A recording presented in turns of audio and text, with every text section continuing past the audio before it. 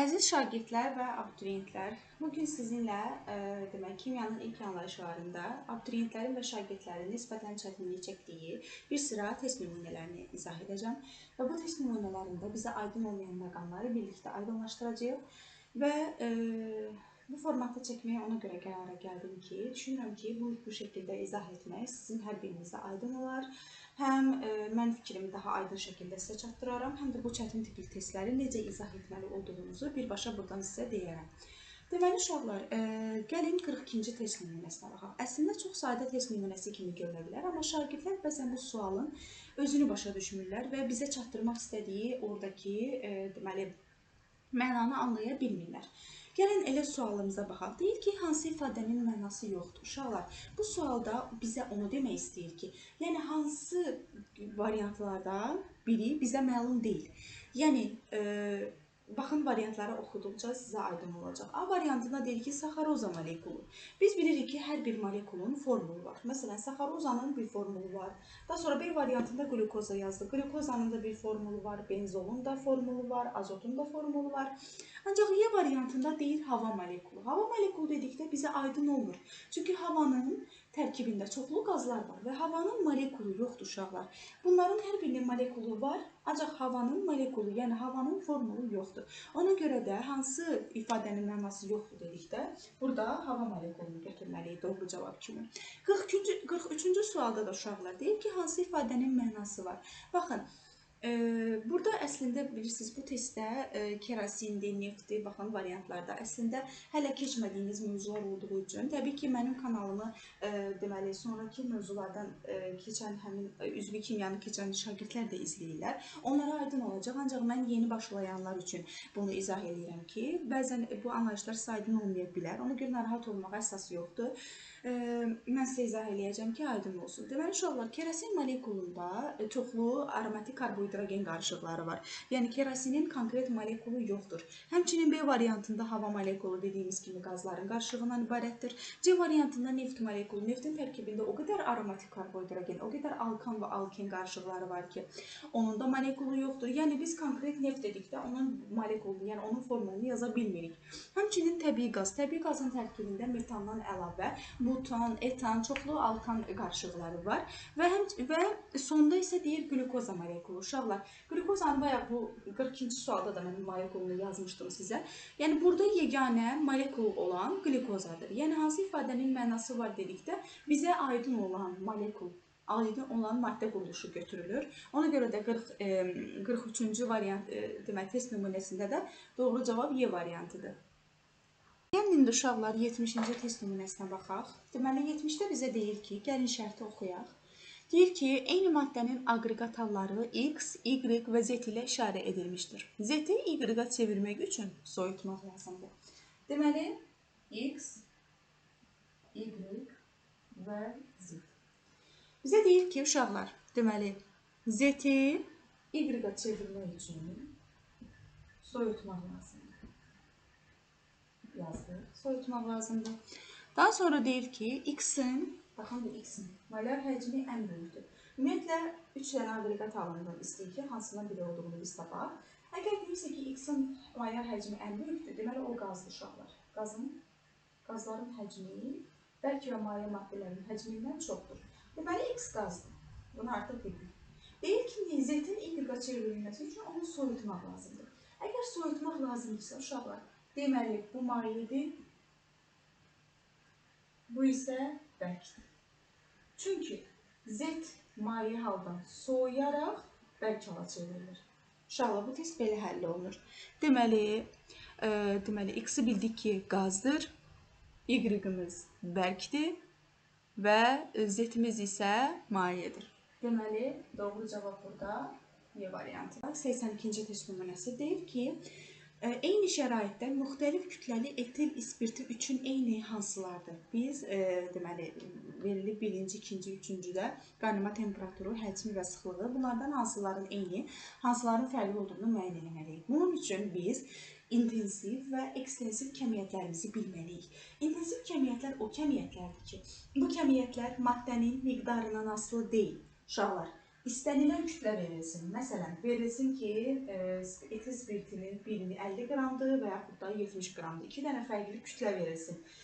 Həmin etil spiriti üçün sıxlığı da dəyişməyəcək.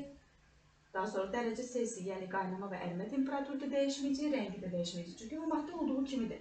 Yəni müxtəlif kütləli götürülsə də etil spiriti etil spiritidir. Etil spiriti 78 dərəcədə qaynayır və bunun qaynamasının kütləyə heç bir təsiri yoxdur.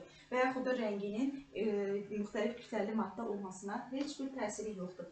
Amma ekstensiv kəmiyyətlərimiz isə miqdardan asılı olaraq dəyişir. Məsələn, 50 qram etil spiriti ilə 70 qram etil spiriti arasında həm kütlə fərqi olacaq, həm həcm fərqi olacaq, enerji fərqi olacaq, mol sayı olacaq fərqli. Deməli, uşaqlar, burada biz bu iki kəmiyyətimizi də bu sualı həll edərkən bilməliyik. İntensiv kəmiyyətlər miqdardan asılıdır. Miqdardan asılı deyil, özür istəyirəm. Ekstensiv kəmiyyətlər isə miqdardan asılı olaraq dəyişir. İndi bizə deyir ki, müxtəlif kütləli etil spiriti üçün eyni olanlar hansılardır? Dedik ki, biz istəyir hansı kütlədə verilir versin. O maddənin qaynama temperaturu və sıxlığı dəyişməyəcək. Yəni eyni olacaq. Deməli, burada doğru cavab 1 ilə 3, yəni qaynama temperaturu və sıxlıqdır. A variantıdır burada doğru cavab. Həcm isə dəyişəcək. Çünki həcm ekstensiv kəmiyyətdir və əgər kütlə dəyişirsə, həcm də dəyişəcək həmin maddə üçün. 83-cü sualda da deyir ki, yenə eyni şeydir, sadəcə burada su götürülüb. Deyir ki, eyni şəraitdə müxtəlif kütləli su üçün eyni olanlar hansılardır? Biz dedik ki, eyni olan qaynama temperaturudur. Su istənilən kütlədə götürülürsünüz uşaqlar. Onun qaynama temperaturu 100 dərəcədir. Bunu bir mənalı olaraq bilməliyik. İkincisi də sıxlığı dəyişmir. Yəni, o maddənin qaynama temperaturu sıxlığı dəyişmir, ancaq həcmi dəyişəcək. Çünki müxtəlif kütləli olduğu üçün təsəvvür edin uşaqlar, onların qablarda tutduğu həcm də fərqli olacaq. Məsələn, 50 qramlıq və ya suyun üzərindən götürək. Məsələn, 18 qram su ilə 36 qram su deməli, qablarda fərqli həcmlərdə olacaq. Yəni, onların o qabda tutduğu həcmlər də kütləyə görə dəyişəcək. Ona görə deyil ki, deməli, burada doğru cavabımız 1-3 A variantı. Həm 82-ci, həm də 83-cü test nümunəsində doğru cavab A variantıdır. Deməli, uşaqlar, burada 84-cü sualda deyir ki, atom kütlə vahidi kimi, deməli, oksigen 16 atomunun kütləsinin 16 biri qəbul edilərsə, elementin nisbi atom kütlələri necə dəyişər elementlərin? Ümumiyyətlə, biz bilirdik ki, hər bir elementin atom kütlə vahidi karbon atomunun 12-də 1-nə görə hesablanırdı və burada yəni heç nə dəyişmir. Sadəcə oksigenə görə biz əgər 16-da 1-i qəbul edilirsə, yenə də burada heç nə dəyişməyəcək. Yəni, vahid dəyişmir uşaqlar. 16-da 1-i qəbul edilirsə, əgər bu 16 atomunun 16-da 1-i qəbul edilirsə, elementlərin nisbi atom kütlələri də dəyişməz. Həmçinin, deməli, azotda da bu belədir.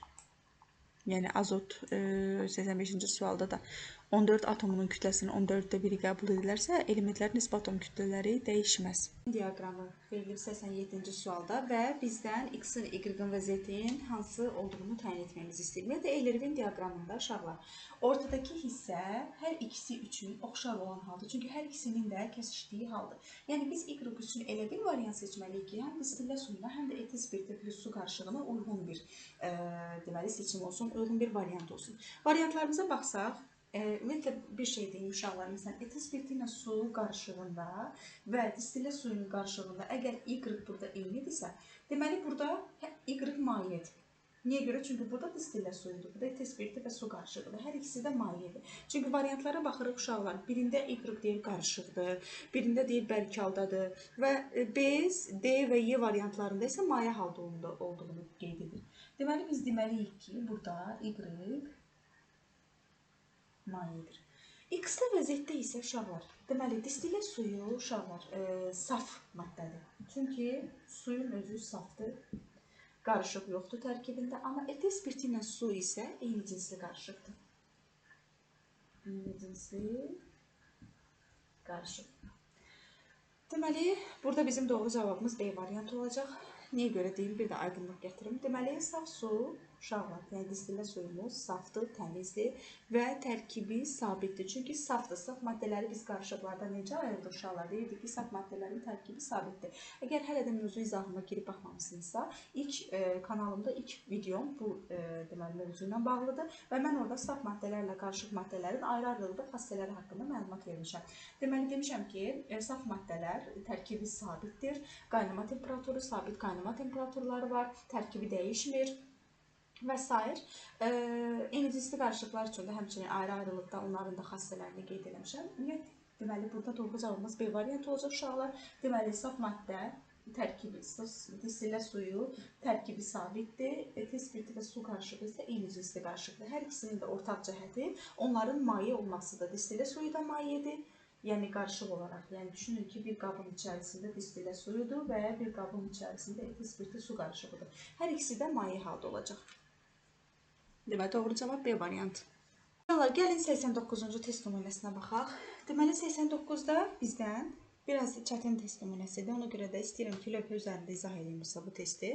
Deyir ki, həll-edicilərimiz verilib, su, spirt və efir, bir də X, Y, Z maddələrimiz verilib. Və şərtdə bizə deyir ki, X, Y və Z maddələrindən ibarət qarışıqda, düşünün ki, X, Y və Z bir maddənin içərisində qarışıq halındadılar. Və onları ayırmaq üçün sudan, spirtdən və efirdən hansı ardıcıllıqla istifadə etmək lazımdır? Bunun üçün biz bilməliyik ki, bu həll-edicilər bu maddələrdən hansılarını həll edir?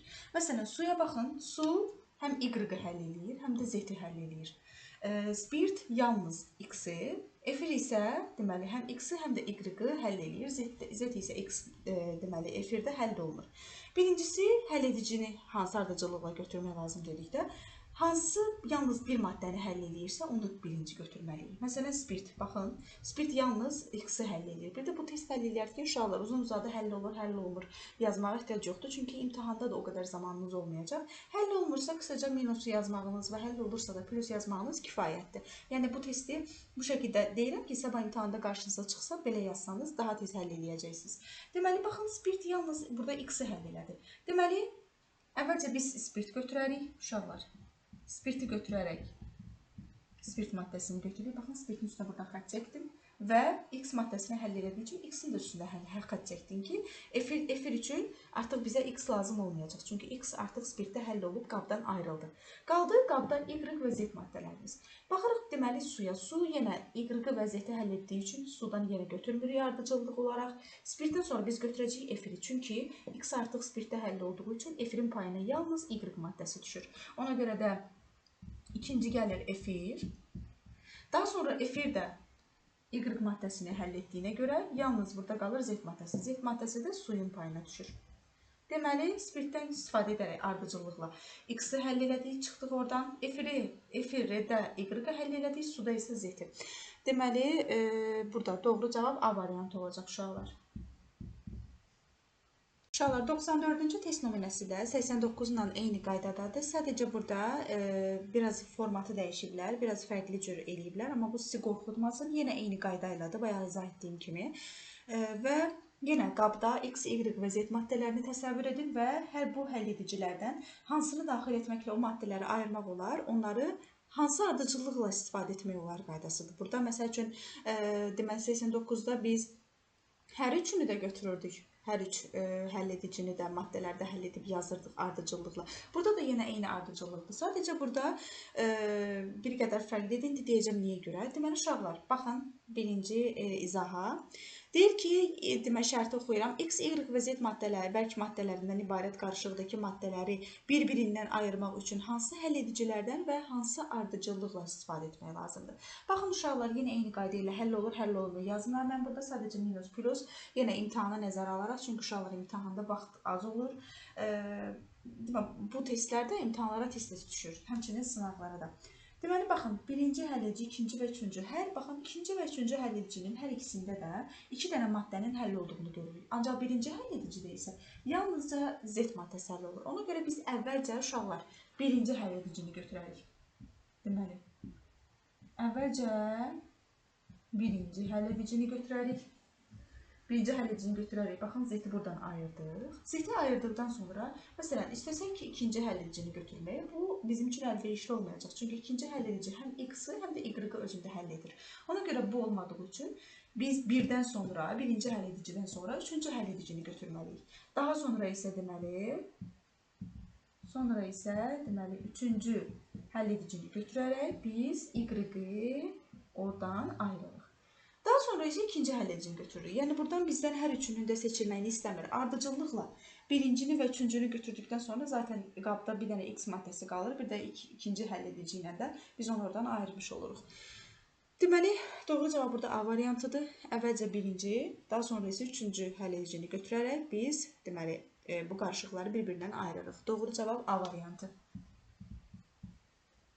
Gəlin 95-ci test nümunəsinə baxaq. Deyir ki, hansı halda kimyəvi hadisə baş verər? Biz nə demişdik uşaqlar? Kimyəvi hadisə baş verən zaman maddənin rəngi, iyi, dadı, müxtəlif xassələri dəyişir və ən əsası maddənin kimyəvi tərkibi dəyişir. Baxın bizə 2 dənə məsələn qızdırılma hadisəsi, 2 dənə də deməli bir-birində qarışan qarışıqlar verilib, yəni onları qarışırlar bir-birlərində və biz buradan təyin eləməliyik ki, hansı halda kimyəvi, hansı halda fiziki hadisə baş verir. Baxın, mən deyirəm ki, uşaqlar, birinci halda kimyəvi hadisə baş verir. Niyə görə? Çünki kalium permanganat parçalandığı zaman qızdırılır da uşaqlar, elə deyilmi? Baxın, kalium permanganat qızdırılır, qızdırıldıqdan sonra parçalanır kalium mangan O4, mangan O2 və oksigenə. Parçalandı mı uşaqlar? Parçalandıqdan sonra baxın, əvvəl kalium permanganat idi, indi tərkibi dəyişdi, oksigen alındı, mangan 4 oksid alındı və s. Yəni tərkibi dəyişdisə, deməli uşaqlar, burada kimyəvi hadisə baş verdi. İkincidə isə deyir ki, silisium O2 su ilə birləşir. Məsəl üçün deyir ki, silisium O2 su olan qaba daxil edilir. Daxil edildikdən sonra uşaqlar burada reaksiya baş vermir. Çünki silisium O2 qumun əsas tərkib hissəsidir və qum da su ilə reaksiyaya girmir. Burada sadəcə qarışıq əmələ gəlir. Qumla suyun qarışığı, yəni müxtəlif cinsli qarışıq. Burada heç bir kimyəvi tərkib dəyişmir, çünki reaksiya da getmir. Ona görə bu deməli fiziki hadisədir. Uşaqlar, bu ikinci variantda kimyəvi hadisə baş vermir. Üçüncüdə isə uşaqlar deyir ki, natrium 2 O yenə suya daxil olur. Daxil olduqdan sonra uşaqlar nə baş verir?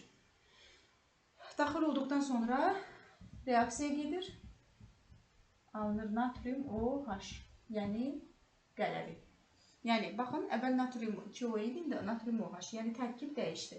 Deməli, burada da kimyəvi hadisə baş verir. Dördüncüdə isə uşaqlar, yodun sublimasiyası prosesidir. Yəni, yod bərk halda qızdırılır və keçir qaz hala. Baxın orada uşaqlar, rəngli bir qaz ayrılır. Əgər görürsünüzsə, gəlin izah baxın.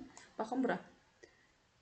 Buradan görürsünüz qazın ayrılmağını. Həmin o qaz yodun, yəni yodun, həmin o bərk halda olan yodun deməli qızdırılaraq parçalanıb qaz hala çevrilməsidir. Yəni sublimasiyasıdır. Biz nə demişdik uşaqlar? Bərk halda olan maddə birbaşa qaz hala keçirsə, burada sublimasiya hadisəsi baş verir. Yəni yodda isə bu hal istisnadır. Yəni yodun burada parçalanması və digər bir hal baş vermir. Burada sadəcə yod bərk haldan maye hala keçir. Belə ki, deməli, burada bizim doğru cavabımız 1 və 3-dür. Kimyəvi hadisələr 1-də və 3-də baş verir. Deməli, 96-da qrafikdir və bu grafikə əsasən bizdən hansı variantların doğru olduğunu təyin etməyimizi istəyir. Deməli, gəlin elə çəkək onları ki, bizə aydın olsun. Deməli, qrafik qaynama temperaturunun zamandan asılı qrafikidir. Zamandan asılı qrafikidir və bizdən deməli, hansı variantların doğru olduğunu təyin etməmizi istəyir. Birincisi, hələ oxumamışdan qabaq bizə aydın olmur ki, söhbət burada nədən gedir. Ona görə də əvvəl variantları oxuyub, daha sonra hər şey bizə aydın olmalıdır. Gəlin elə bunları da çəkeyim. Deməli, birinci xətt, ikinci xətt və üçüncü xətt. Deməli, uşaqlar deyir ki, birinci xətt saf suya aiddir. Biz nə demişdik uşaqlar? Saf maddələr, istər saf su olsun, istər distillə suyu olsun, ümumiyyətlə saf maddələr, tərkibi saf olan mürəkkəb və bəsit maddələr sabit qaynama temperaturuna malik olurlar. Yəni onların tərkibində başqa bir maddə olmadığı üçün onlar hansı qaynama temperaturundadırlarsa, istənilən kütlədə, istənilən zamanda, istənilən şəraitdə onlar eyni qaynama temperaturu göstərəcəklər. Yəni hansı zaman intervalında bu deməli dəyişirsə dəyişsin, onların tərkibi sabit, qaynama temperaturları sabit olur. Deməli, əgər bizə deyirsə ki, birinci xətt saf suya aiddir, bu səhvdir. Burada ikinci xətt saf suya aid olacaq. Deməli, 3-ə baxın uşaqlar, 3-ə. 3-də deyir ki, ikinci xətt saf suya aiddir. Bu düzdür. Açıq sualdır, ona görə də buradakı variantları biz tapmalıyıq. İkinci deməli, baxaq. Deməli, birinci səhv idi. Gəlin elə belə baxaq uşaqlar, dəyərləndirək. Deməli, 4 və 5. Hansının doğru olduğunu da burada yumrulayarıq, izah edərik. Deməli, deyir ki, birinci xətt xorək duzunun suda məhluluna aiddir. Tamam, gələk dördüncüyə. Deyir ki, üçüncü xətt etil spirtinin suda məhluluna aiddir. Yenə deyir ki, beşincidə üçüncü xətt xörək duzunun suda məhluluna aiddir. Deməli, 2 ilə 5-də, yəni burada deməli üçüncü xəttləri, bir də birinci xəttlərdən hansısa biri xörək duzunun suda məhluluna aiddir. Çünki variantlarda da ya 2 ya da 5 doğru cavab olacaq. 4-də isə uşaqlar deyir ki, üçüncü xətt etil spirtinin suda məhluluna aiddir. Bu düzdür. Niyə görə uşaqlar? Onu deyim sizə.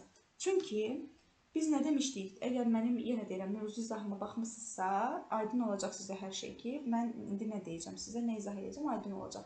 Biz demişdik ki, etil spirtinin suda qarışığı, deməli, distillə sulu ilə ayrılır. Niyə görə distillə sulu ilə ayrılırdı? Çünki etil spirtinin qaynama temperaturu suyun qaynama temperaturundan aşağıdır. Baxın, məsələn, təsəvvür etsək ki, bura 100 dərəcədir. Düşünün, təsəvvür edin. Qaynama temperaturu etil spirtinin 78 dərəcə olacaq. Yəni, sudan aşağı qaynama temperaturunda olacaq. Yəni, zamandan asılı olaraq da bu artım, qaynama temperaturu sudan aşağı olaraq davam edəcək bu artım. Ona görə də biz deyirik ki, dördüncü düzdür. Çünki üçüncü xətt etil spirtinin suda məhluluna aiddir.